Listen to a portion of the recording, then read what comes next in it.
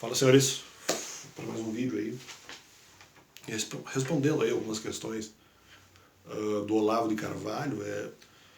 Mais um vídeo naquela tônica sobre alguns argumentos evangélicos, e realmente eu discordo aí do que o professor Olavo de Carvalho falou. Ele não analisa uma questão de possibilidade e depois ele não analisa uma questão de utilidade. São os erros que ele comete quando ele fala ou não fala da melhor maneira possível sobre esse tema. Então, ou outros temas. Um aqui é o tema da perfeição cristã. Então, peraí.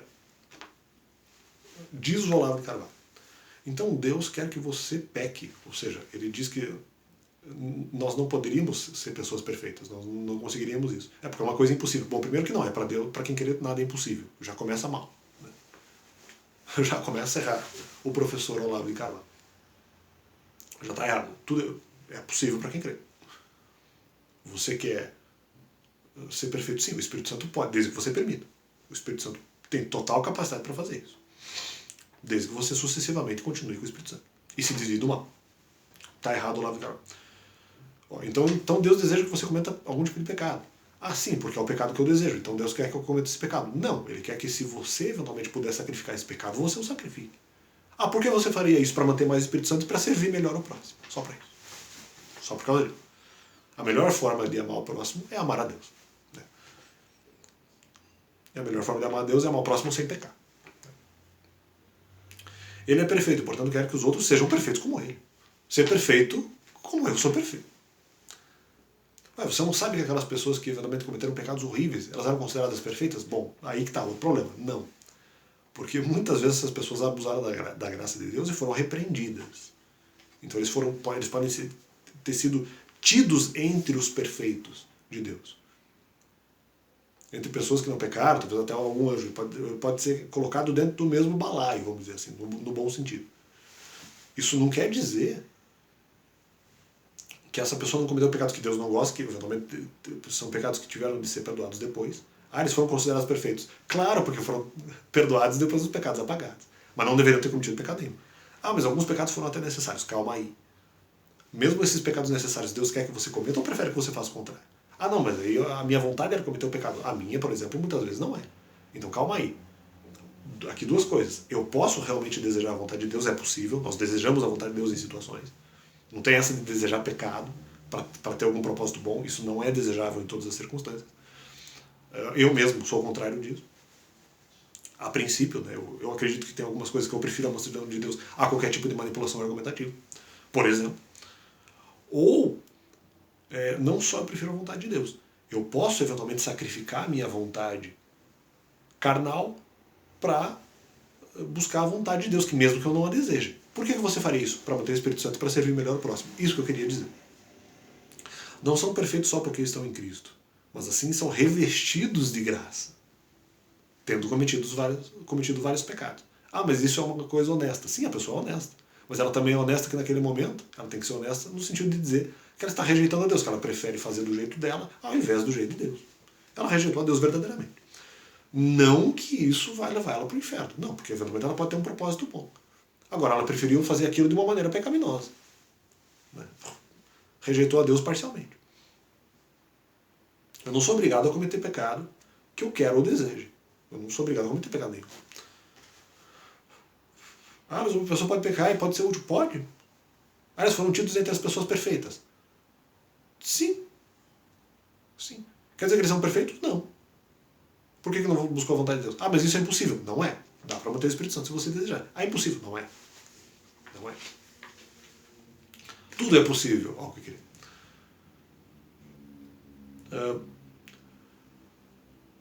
Por que eu buscaria a Deus? Porque eu buscaria a Deus com perfeição? Para que eu pudesse melhor servi-lo. Ou por acaso você está limitando o poder do Espírito Santo? Você acha que o Espírito Santo não pode transformar ninguém em perfeito? Ah, isso é impossível? Não é. Sejam sim perfeitos, como eu sou.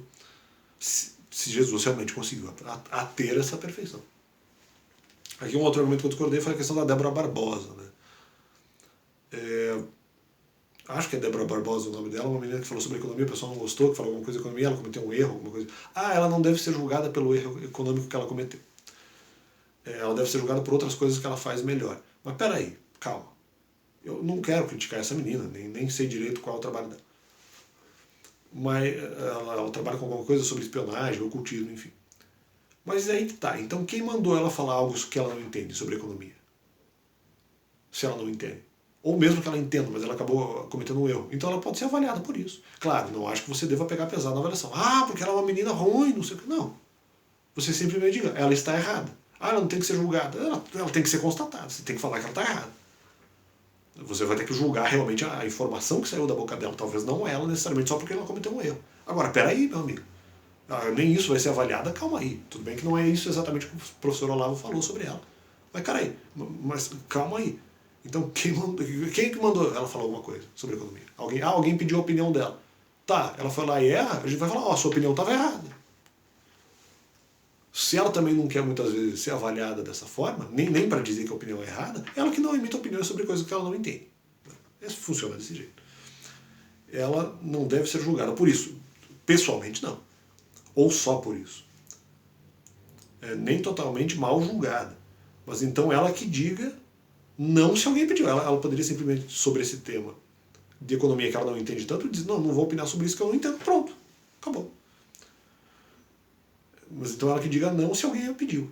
Mesmo que exagere. Ah, não, porque no final ela cometeu alguns exageros e tal. Não adianta. Então esses exageros são evitáveis. Ah, mas ela tem muito conhecimento. Não interessa. É só não exagerar. Pronto. Só se deve dizer que ela cometeu talvez 3 erros. Aceitar opinar sobre o tema, nesse caso, opinar efetivamente, são 2 erros, e errar no diagnóstico que ela, na própria opinião que ela acabou dando. No momento que ela decidiu dar opinião, no momento que ela opinou. E no momento que ela errou no diagnóstico, são situações. São algumas situações que ela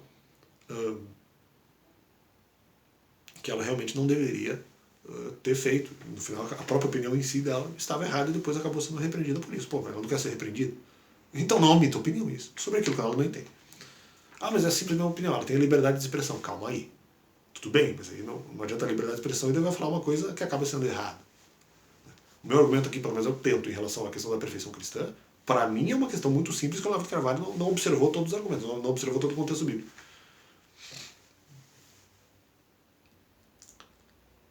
A questão sobre se o Olavo de Carvalho achava que era necessária uma repreensão sexual ao Zé Dirceu, né? E se não me engano, ao Rui Falcão. Não, porque eles só ficavam estudando e tal.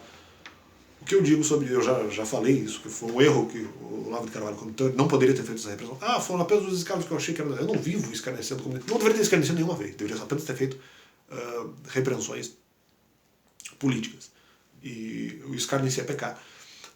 Mesmo assim, na questão dos caras, em alguns momentos poderia ter sido até uma coisa necessária. Em alguns poucos momentos. E não algumas repreensões absolutamente absurdas que o Olavo de Carvalho fez de maneira até baixa, de maneira até meio vil. Eu não gostei desse tipo de repreensão. Eventualmente aplicada a Zé Dirceu e a Rui Falcão. E eles não precisam da minha defesa, independente. O Olavo achou que era necessária a repreensão sexual a Zé Dirceu e Rui Falcão. Mostra que você é mau. E foi desnecessário porque não foi ligado a algo que eles realmente fizeram do ponto de vista político. Você está repreendendo de maneira sexual uma coisa que nem era importante e que eles teriam sim o direito de não preferir nada sexual e buscar apenas a motivação política que para eles era mais importante. Eles não podem ser repreendidos naquilo que eles estão manifestamente certos. Ele só estaria errado se ele realmente quisesse fazer a questão sexual e preferir a questão sexual ao invés da política. Aí é outra coisa. A princípio não foi. Se eles preferiram, mas eles não vão nem comer. Claro, eles não querem comer mulherzinha. Eles preferem outra coisa política. Eles estão certos. Está certo em fazer isso. Mas eu fiz as repreensões, os escárnios que eu achei necessários. Pois é, não eram necessários, Olavo de Carvalho. Esse especialmente não era. E vários outros não devem ter sido. Eu não conheço todos. Inclusive, na minha opinião, contra algum comentário que ele fez, embora uma certa veracidade no argumento, acho que eu até já falei isso em vídeo, mas a veracidade do argumento não justifica o argumento. Porque ele falou com um cara que eventualmente ia fazer vídeos no YouTube para ter um certo alívio espiritual, só que ele buscar alívio espiritual no YouTube não é errado, então ele não poderia ser zoado por causa disso. Então calma aí. Calma aí. Não foi nada porque não foi ligado a algo que eles realmente fizeram de errado. Já que não ter a relação sexual no caso não é erro, mas preferência. Como ele pode preferir estudo, preferir alguma coisa. Então, a atitude é absolutamente responder a mesma coisa que respondi antes, mas para reforçar o erro do professor Olavo de Carvalho em fazer escárnios absolutamente desnecessários por alguns momentos. Aqui na outra, retornando à questão da perfeição, né? Se eles são perfeitos mesmo pecando, quanto mais eu posso ser perfeito sem cometer pecado nenhum. Né? Eu posso me desviar do mal. Ah, mas você vai ser perfeito? Eu prefiro não ser. Então, ser perfeito de maneira pecaminosa. Eu prefiro ser perfeito de maneira sem pecado. Ah, mas você desejava o pecado, supera a vontade. Supera a vontade. Mesmo que eu não prefira isso, pelo menos eu posso pensar sobre isso. Sem contar que no momento que você comete pecado, quando você tem, por exemplo, no caso do orgulho, o próprio Paulo falava isso. O Espírito Santo vem e vai. Quando você não comete pecado nenhum, o Espírito Santo se mantém. Funciona assim. Funciona assim. Outra questão. Outra continuação argumentativa. Olavo busca uma desculpa para justificar mal feito argumentativo, como se uma pessoa fosse cometer pecados sem que a outra provocasse antes. Pois então ele poderia se sentir talvez menos culpado, vamos dizer assim, justificado por provocar. Ah, porque não pode nem falar cu. Não pode falar cu. Não deve. Tudo é lícito, mas nem tudo convém. Já que se ele provocou ou não, não faz diferença. Já que a pessoa provocada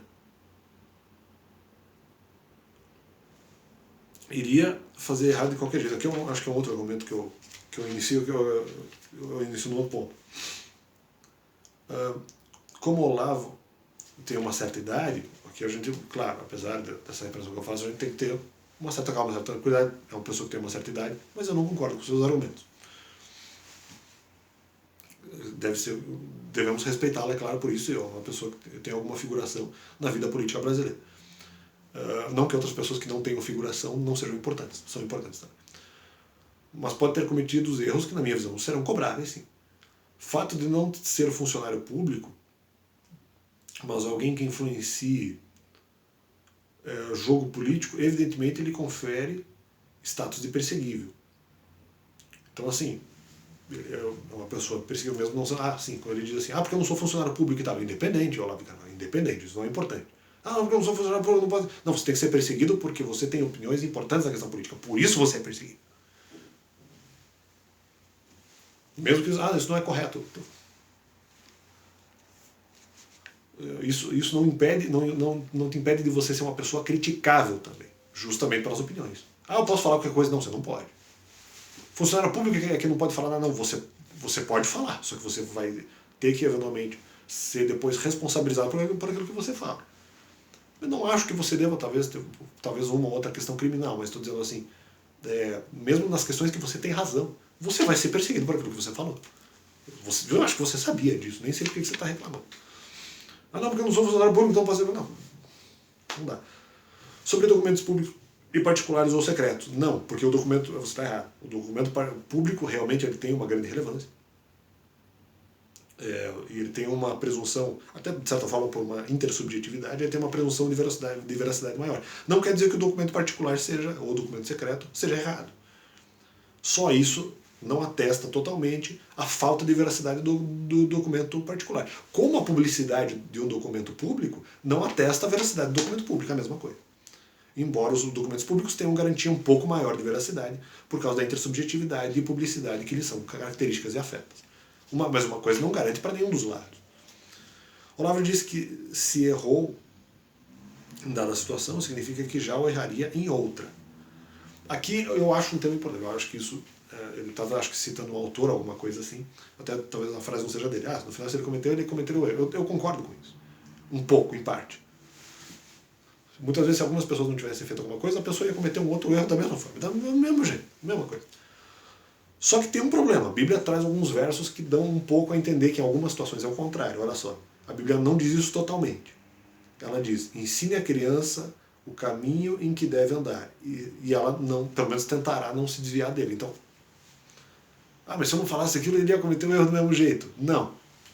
Na questão provocativa, independente. Você ensina o caminho, veja como a educação é importante. Você educa a pessoa e ela vai tentar não se apartar do caminho que foi. Então, ela ia cometer um pecado de qualquer jeito. Não. Se você ensinar para ela que é errado, ela não cometeria o erro. A princípio, não. Sem contar a questão da influência externa, se eventualmente ela estava em situações desfavoráveis. Uma pessoa, às vezes, por exemplo, já aconteceu isso comigo. Eu acredito que realmente alguns pecados eu não cometeria. Aí vem uma pessoa, provoca, machuca o meu coração, eu vou lá e cometo o pecado. Se ela não me provocasse, eu não teria feito pecado. Ou pelo menos teria cometido o mesmo pecado num grau muito menor. Alguns pecados eu acabei cometendo de maneira muito, talvez até relativamente profunda, porque houve provocação externa, eu fiquei com medo de que mais argumentos machucassem o meu coração. Se eu não tivesse sido provocado, cometeria até os mesmos pecados, mas num grau muito menor, porque eu ficaria muito menos desesperado. Então depende da influência externa.